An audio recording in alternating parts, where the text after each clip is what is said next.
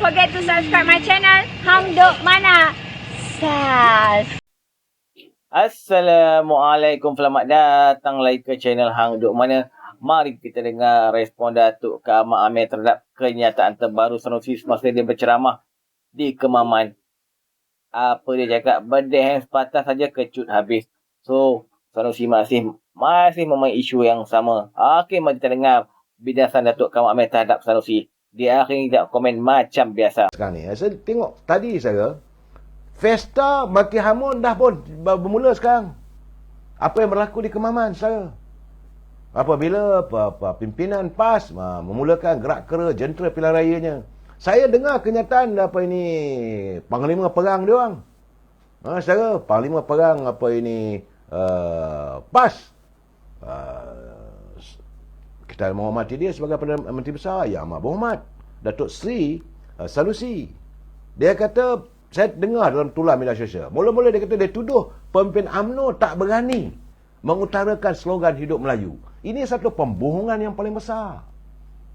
Ini satu pembohongan bila dia kata orang Melayu sekarang ni nak sebut hidup Melayu pun tak berani kerana takut kena sekeh dengan orang daripada DAP. Mana mahu begitu?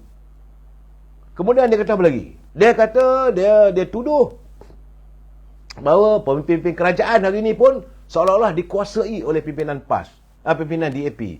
Ini kenyataan yang besar, yang bahaya. Ini kerajaan Datuk Seri Anwar Ibrahim mula ambil tindakan pada dia. Tapi orang macam ni kadang tak tahu malu. Bila mesyuarat dekat Jabatan Perdana Menteri, jumpa Datuk Seri Anwar Ibrahim tersengih-sengih. Tersengih-sengih. Tak tahu malu. Bila you menuduh yang bukan-bukan di pentas politik, you kata bahawa kerajaan ni takut. Bila ini DAP saja terus diam. Ini satu kenyataan bagi saya yang tak betul.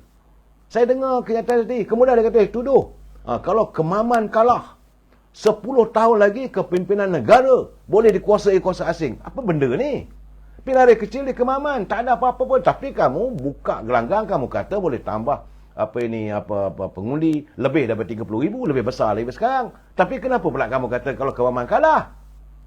Kenapa nak menggapai yakin warga Kemaman? Apakah dengan cara-cara begitu yang anda nak lontarkan supaya rakyat Kemaman menyokong anda? Kemudian dia tuduh, dia kata yang paling penting, dia kata kehidupan rakyat tidak dibela dan dipertahankan. Ni nak kecampak ke mana?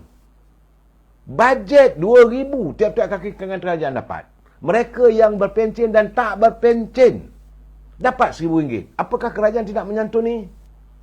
Macam mana lihat sekarang ni, harga ayam di Terengganu pun sekarang ni dah turun. Saudara, kerajaan berusaha.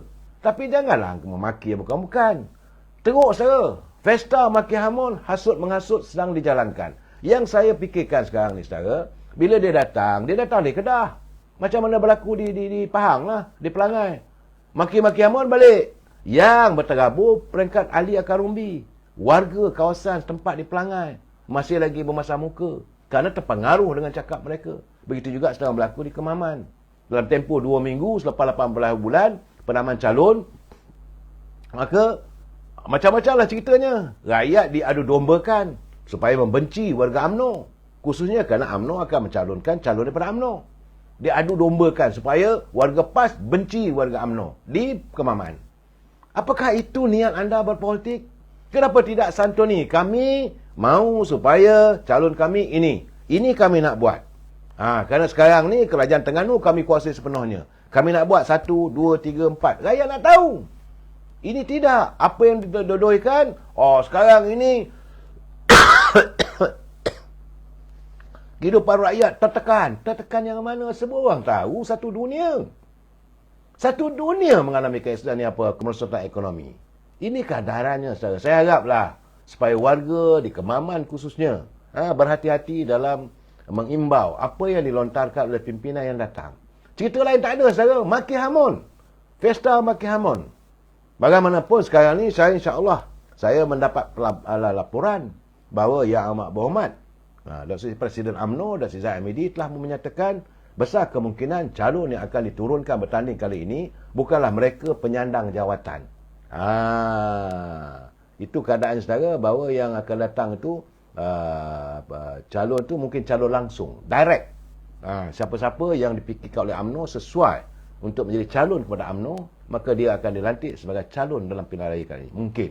Dan saya rasa kali ini UMNO lebih berhati-hati, dan saya lihat apabila Datuk Seri Muhammad Said selaku Ketua Perhubungan dan bekas mantan calon di Kemaman, dia secara awal-awal dia kata dia berundur. Dia cuma nak memastikan kemenangan untuk UMNO Barisan Nasional. Datuk Sabri Cik, pengurusi Felda, dia kata dia terima kasih pada warga Kemaman kerana memberi kesempatan jadi wakil rakyat selama 3 penggal. Itu cara dia, cara kita berlembut dengan rakyat. Jadi Jakar Lelo nampak gayanya betul. Saya rasa mereka sudah pun merasakan, mereka sudah tidak yakin boleh menggapai kejayaan di Kemaman. Sebab itu turun besar-besaran.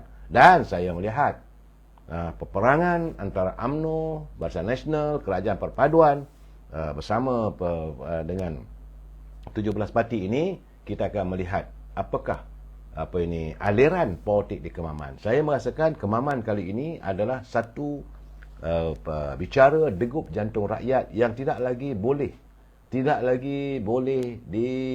dilontarkan dengan pandangan yang bukan-bukan. Lebih ramai lagi ahli-ahli parti pembangkang akan menyertai gerombolan menyokong kepimpinan Datuk Seri Anwar Ibrahim sebagai Perdana Menteri dan menyokong kerajaan, walaupun mereka tidak ambil tindakan keluar daripada parti. Ini menurut kepada Datuk Seri Zahid, dia kata ada 5-6 orang lagi. Bagaimanapun beliau mengingatkan kepada warga UMNO, jangan kita merasa selesa, jangan kita merasa gembira yang teramat apabila mendengar berita tersebut, kerana bukan ada keberuntungan untuk kita. Sebab mereka itu adalah merupakan calon-calon yang bertanding yang menewaskan calon UMNO. Dan kita, kalau ada pilihan raya nanti, kita akan meletakkan calon kita. Itu keadaannya. Jadi peringatan Datuk Seri Zahid Hamidi, dia kata janganlah menerima berita itu dengan kegembiraan yang melampau. Seadanya saja kita dengar sajalah apa yang berlaku. Sebab Parti Bersatu dia mendakwa, dia kata ada gerakan terancang daripada parti lawan untuk melemahkan parti berkenaan dan juga Perikatan Nasional. Itu menurut Presiden Perikatan Nasional, katanya dia mendapat maklumat ada perancangan pihak berkenaan yang menyogok dan mengugut ahli parlimen dari Perikatan Nasional. Saya malam tadi saya dah buat penjarahan, saya nyatakan sebenarnya tak ada sogokan. Kalau ada sogokan, buat laporan polis lah, buat SPRM lah. Tapi jangan lupa, satu ketika dulu, apa yang berlaku dalam langkah Sheraton, itu memang terang-terang sogokan sebab ada tip-tip ataupun video yang tersiar dalam media-media sosial. Bagaimana beliau mengatakan, kita nak cari lebih kurang 30 lagi. Kalau mereka sokong kita dalam scheme of things. Dalam scheme of things yang menumbangkan kerajaan Pakatan Harapan pimpinan Tuan Mahathir waktu itu. Boleh pula. Apakah itu bukan sogokan? Mereka diberi jawatan dan ternyata dalam kenyataannya. Jangan risaulah, panggil mereka bahawa kita akan tubuh kerajaan, bagi tahu mereka, sokong kita sebab kita akan lantik mereka sebagai menteri, timbalan menteri dan jadi pengurusi GLC, macam-macam lah tawaran saudara. Itu yang kita dengar. Dan hari ini dia bersungut. Dia kata bahawa ada tawaran lah, ada perancangan dan sebagainya. Tetapi sebagaimana saya katakan malam tadi saudara, saya cakap terus terang, saya jelas pendirian saya mengatakan besar kemungkinan. Sebab antara mereka yang telah pun melompat, bukan melompat meninggalkan parti, tapi menzahirkan sokongan kepada kepimpinan Perdana Menteri Datuk Seri Anwar Ibrahim, sahabat saya dan saudara Zahari Kecil. Dia tak ada orang yang dia tidak berkepentingan sangat.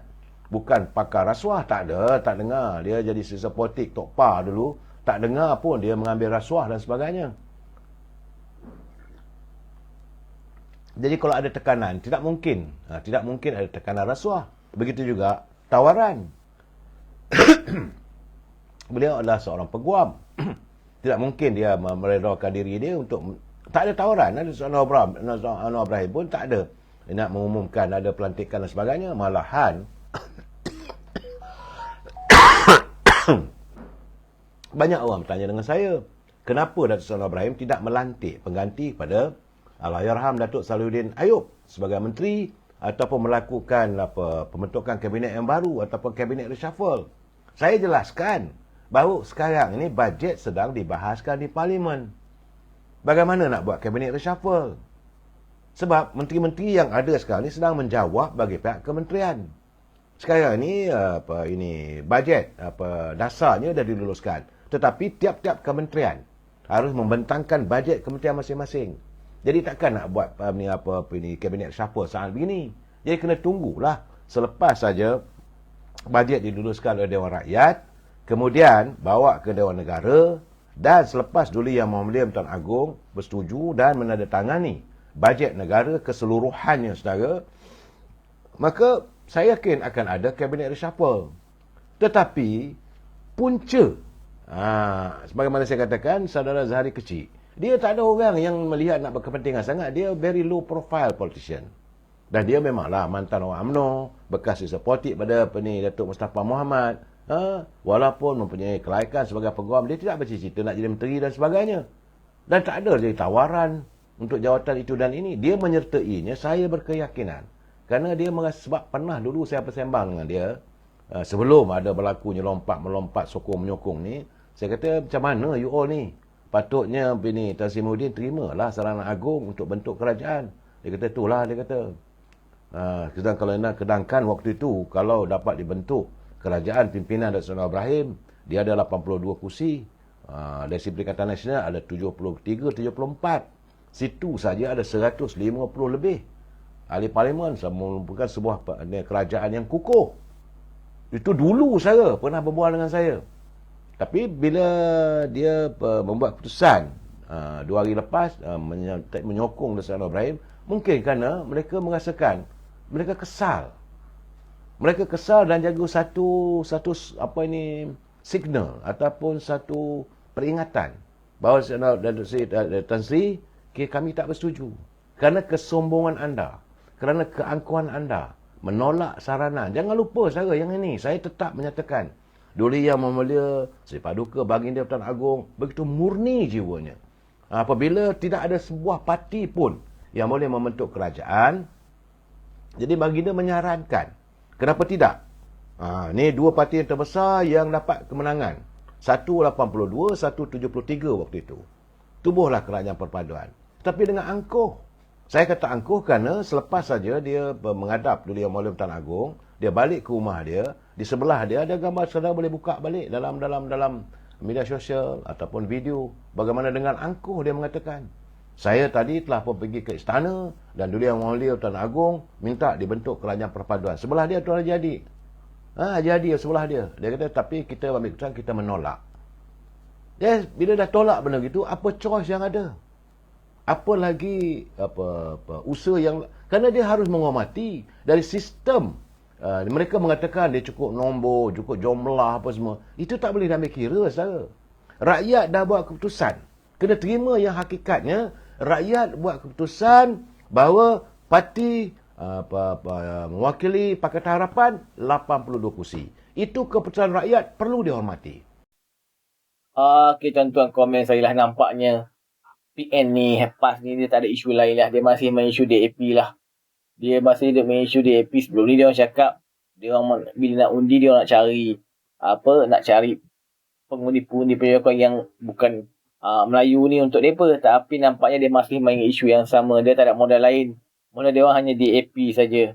So, dia orang inilah nak bagi orang Melayu dekat kawasan takut dengan DAP. So, tak ada isu lain lah. Itu saja isu yang mereka ada. So, mari terus menyokong kerajaan perpaduan. Kita jangan ikut perangai mereka ini. Assalamualaikum. Jumpa lagi.